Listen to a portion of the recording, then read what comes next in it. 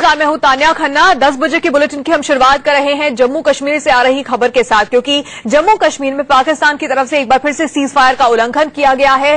सीमा पार से आरएसपुरा सेक्टर में फायरिंग की गई है। फायरिंग में एक नागरिक के घायल होने की खबर मिल रही है। बीएसएफ की तरफ से जवाबी कार्रवाई भी की गई है, लेकिन इससे पहले आपको बता दें, जम्मू कश्मीर के पुंछ इलाके में भी पाकिस्तान की तरफ से सीज फायर का उल्लंघन किया गया था।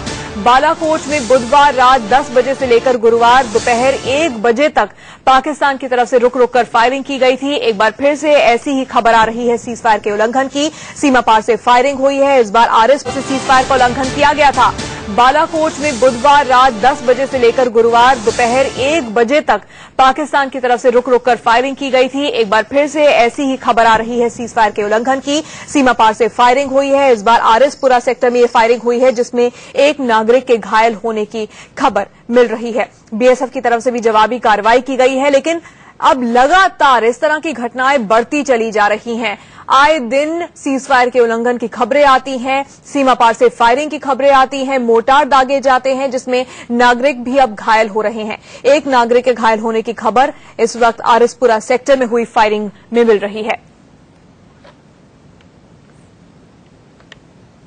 अभी 3 घंटे से लगातार फायरिंग चल रही है।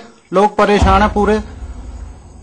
तो अभी बैंकरों में बड़े हुए हैं, कोई कहीं अपने मकान के अंदर सोया, ना लाइट है ना कुछ है, लोग परेशान है। ये शेलिंग पाकिस्तान ने की है और बहुत जबरदस्ती शेलिंग कर रहा है। उसकी जो हमारे इंडिया फौज है, फोर्सेस है, वो भी बीएसएफ वगैरह जवाब दे रही है। और ये पाकिस्तान बहुत ज्यादा शेलिंग कर रहा है, उससे हमारे पूरा नुकसान जो पब्लिक का हो रहा है, फौज का कम हो रहा है, पब्लिक का ज्यादा हो रहा है। उस वजह से ये ज्यादा ही गड़बड़ी कर रहे हैं, ज्यादा फायरिंग कर रहे हैं, पब्लिक का बहुत नुकसान हो रहा है।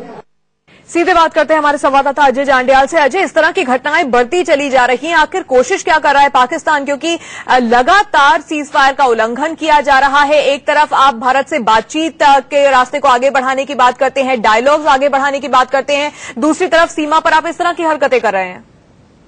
बिल्कुल तान्या, आपको बता दूं कि लगातार जो है पाकिस्तान की तरफ से फायरिंग हो रही है और फायरिंग अब इस कदर बढ़ गई है कि खास तौर पे जो ग्रामीण इलाके हैं उनको निशाना बनाया जा रहा है। और आपको बता दूं कि पिछले अगर 1 महीने की बात करें तो लगभग जो है 20 बार जो है इंटरनेशनल बॉर्डर और एलओसी पे जो है सीज फायर वायलेशन पाकिस्तान की तरफ से की गई है।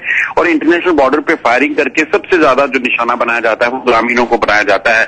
और इस दौरान जो है लगभग 8 जो है ग्रामीण जो है वो जख्मी हुए हैं। एक बीएसएफ जवान शहीद हुआ है।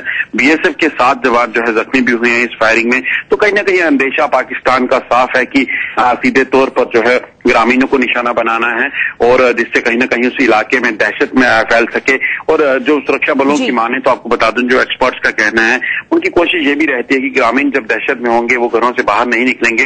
तो एक इन्फिल्ट्रेशन की कोशिश जो पाकिस्तान की तरफ से होती है वो कहीं ना कहीं उसमें कामयाबी उनको इसलिए मिलेगी क्योंकि ग्रामीण जो है वो बहुत बड़ा सोर्स होते हैं बीएसएफ के लिए या सुरक्षा बलों के लिए।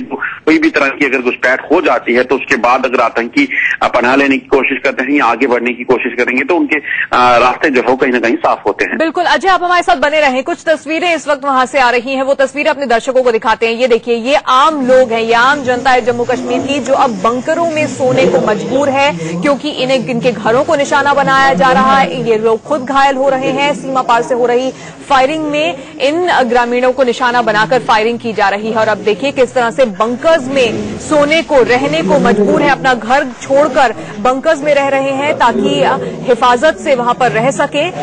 हमने तस्वीरों में आपको पहले भी दिखाया, लोगों के घरों को निशाना बनाया गया है, घरों को नुकसान पहुंचा है। कुछ लोगों के घायल होने की खबर भी वहां से लगातार आ रही है। आज भी आरएसपुरा सेक्टर में जो फायरिंग हुई है उसमें एक नागरिक के घायल होने की खबर है। और अब आम लोग कैसे बंकर्स में रह रहे हैं ये इन तस्वीरों से जाहिर होता है। अजय हमारे साथ लगातार बने हुए हैं। अजय, तस्वीरों में हम देख रहे हैं, ये क्या बॉर्डर पर रहने वाले आम लोग हैं जो अब अपनी जान बचाने के लिए बंकर्स में रह रहे हैं?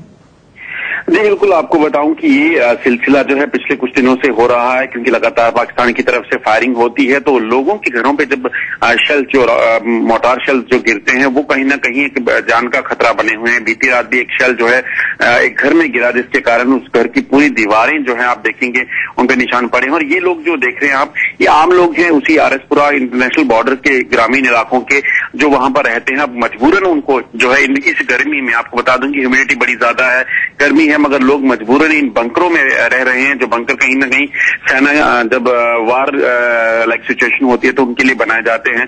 और यहाँ पर स्थानीय लोग जो है अपनी सेफ्टी के लिए यहाँ मजबूरन रह रहे हैं और इनके पास और कोई चारा नहीं है और इतनी गर्मी में इनको यहीं रहना पड़ रहा है। एडमिनिस्ट्रेशन की तरफ से हालांकि इन्होंने कई बार गुहार लगाई कि इनको जो है कहीं ना कहीं सेफर लोकेशन पे शिफ्ट किया जाए। और आपको बताऊं कि बाकायदा एक प्लान भी बनाया गया था कि अगर कहीं सिचुएशन ज्यादा टेंस होती है तो इन लोगों को कहीं ना कहीं शिफ्ट किया जाए सेफर प्लेसेस पे और वहां पर, ताकि अगर बॉर्डर पे फायरिंग हो तो इनकी जान को कोई खतरा ना हो।